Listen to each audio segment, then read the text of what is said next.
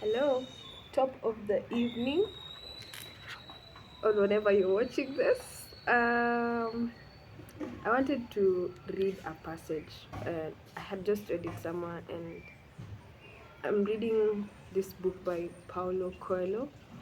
I hope that's how it's pronounced, and it's called Maktub, and it has a very long preface. I haven't even got into the actual book yet, but I've been reading it, and there's this specific, like, there are some parts where they've caught me, and one of them says, it's a passage, so bear with me. It's a story. uh, while the master was traveling to spread the word of God. It's not a Christian or any religious book. It's just, if you read it, you'll get. While the master was traveling to spread the word of God, the house in which he lived with his disciples burned down. He entrusted the house to us, and we didn't take proper care, said one of the disciples.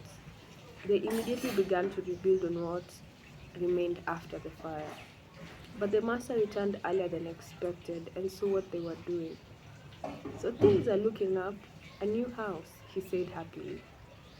One of the disciples, embarrassed, told him what had actually happened, that where they had all lived together had been consumed by fire. I don't understand, said the master. What I am seeing is men who have faith in life, beginning a new chapter. Those who have lost everything they owned are in a better position than many others, because from that moment on, things can only improve. Power.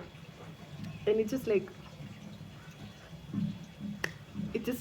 I froze for a minute, but it's just like, it's so interesting that passage said that, because it's just like, if like in on your lowest point, there's nowhere further you can go. You can only go up. So that's the beginning of this. It's the end of November, and I think I'll be doing these things, this series at the end of every month, and just looking back at what November has been like and what has come up for me. Maybe something that can resonate for you. If it doesn't resonate, it's okay as well. Also, it's not like advice; it's just sharing.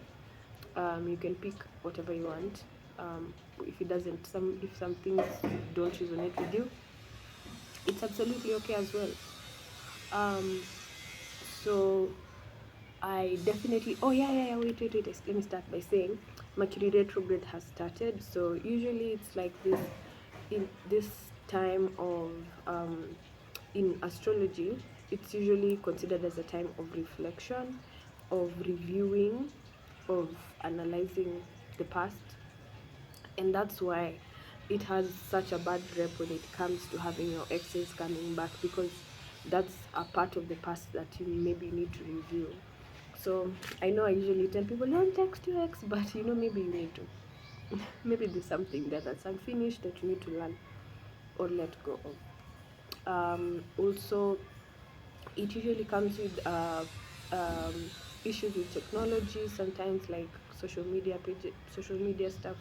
They break down, because in astrology, Mercury is the planet of communication, and I believe as well technology and travel.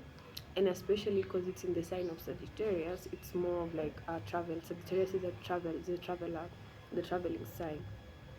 So that's something that they could have delays. And for me as well, poetically right now, is that it's happening at the end of the year. So for me, I think like that's a huge blessing in the grander scheme of things, because then it's a time of reflection, especially if you're someone who likes reflecting and usually looks back in the year. That means like this is the ripest time, not to plan for the future, but to reflect on what has happened in the last 12 months. So what has happened in your life, in our lives this year, 2024, and what we've learned.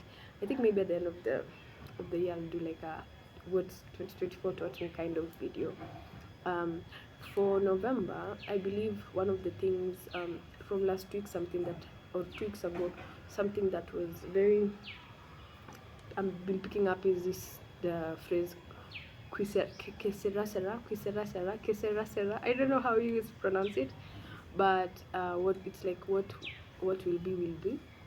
And like sometimes we focus so much in the future, and we tend to forget that we don't know most of the things that will happen. Like we might, even if we manifest and all those things, life can throw stuff at us, and it's just a matter of like, if you look back a years ago and now, you might be in a very, like, places you never imagined yourself to be in, either for good or for worse.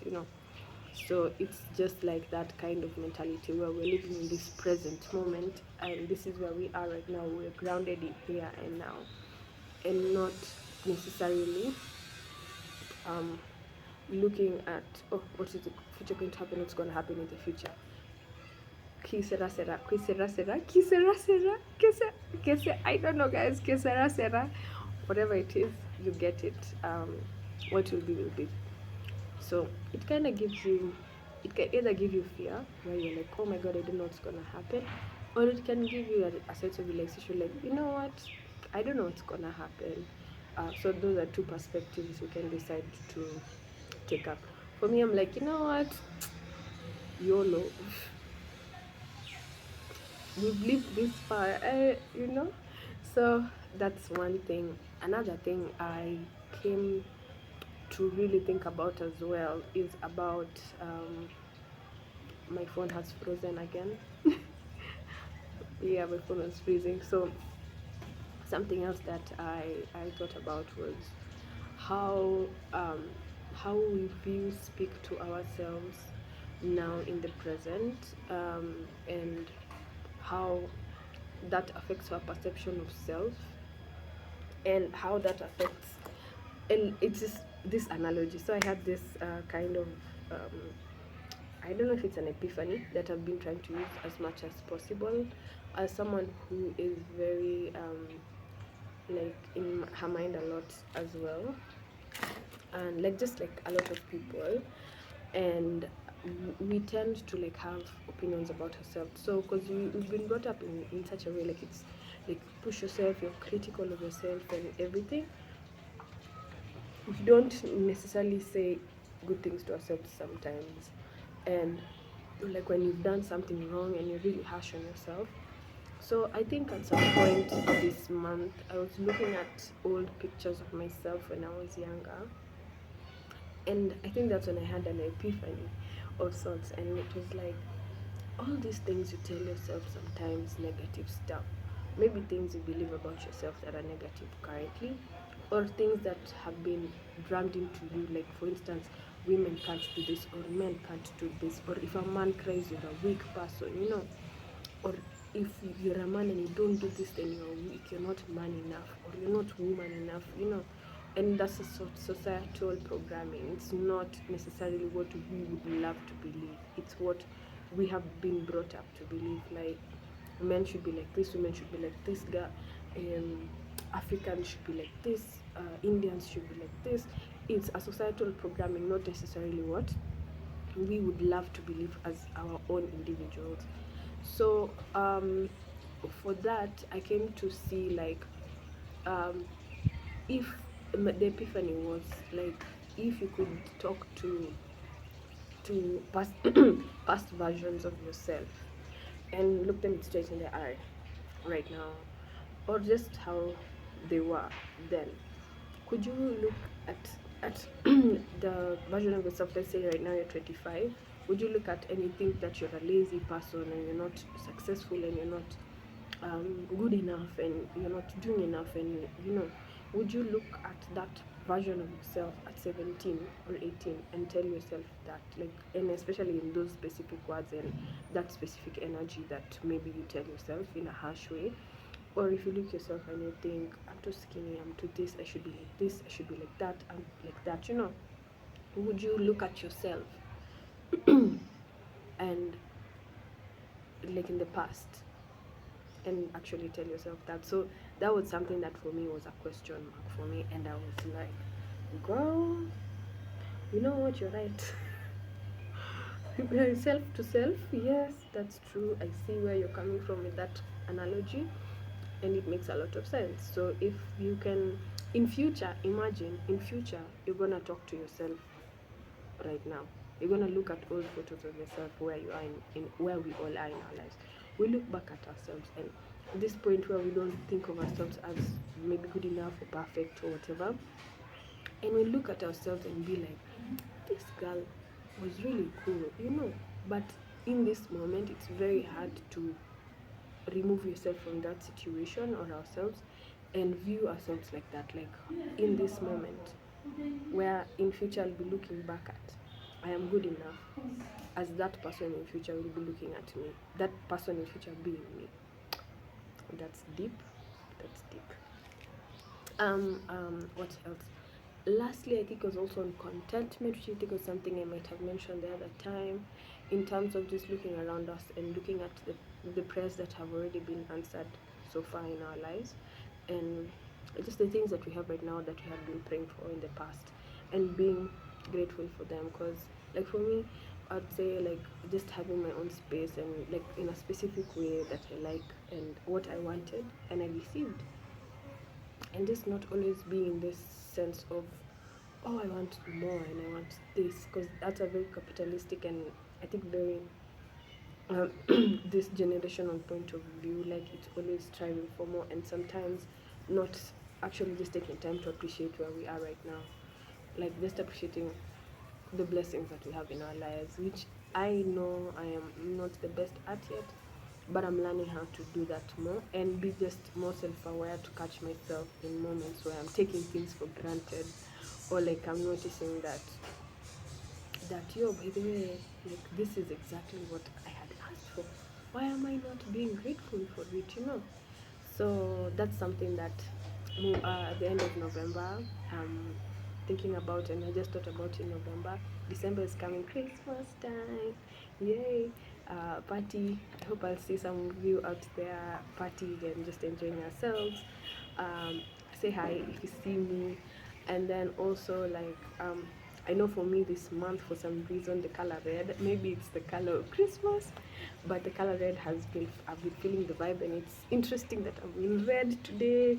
I have red slippers on, and my pants have, like, I have a red vibe going as well. And in my part of the world, red is um it's related to the root chakra. Yes, I'm talking about chakras. It's related to the root chakra, and for me as well, it makes me feel like of fire, and it's Sagittarius season is also fire sign, like boldness, and in and what's it called, in the chakra system, it's the root chakra, which is like about stability. It's about feeling like you belong to the world. It's about being grounded. It's about being anchored to earth. So maybe for me, that's something that that December is asking me to do, to ground myself more, and it makes sense. And maybe even for you, like, because December is usually a very flighty month, like so many things going on, you have so many people to see, family parties, it's easy to just be everywhere. And I know, like, especially for some of us, like, being ungrounded can really mess with us, our energy. So, like, maybe taking that time to just remain grounded, to take time to breathe, take time to meditate, take time to ground ourselves, take time to walk on the grass, take time to lie down and just look at the clouds, and just not always be on the go. And yeah, so that is all I have for today. I hope it helps in any way. Again, it's just like my thoughts, some of the thoughts that have come up. And the book I was reading from is called Maktab by Paulo Coelho. I'm reading it for vibes, and let's see what it holds. Yeah, have an amazing December, and I hope you had a good November, and inshallah I'll see you at the end of the month. Cheers, and enjoy Christmas, in case I don't post before Christmas. See you.